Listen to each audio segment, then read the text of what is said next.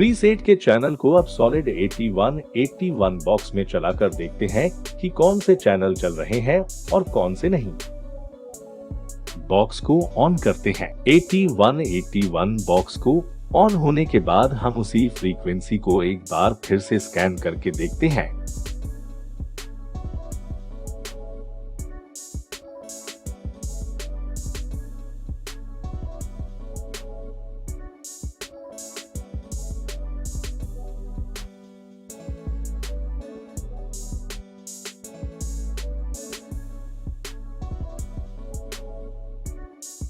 ओहो, blind scan नहीं करना है।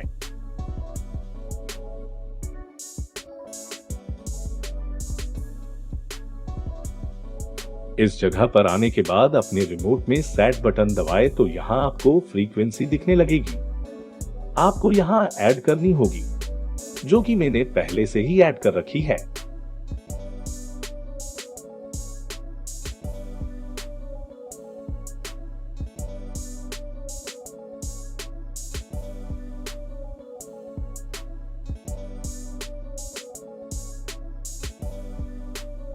ठीक है, अब चेक करते हैं कि कितने चैनल स्कैन हुए और कौन कौन से चल रहे हैं और कौन से नहीं।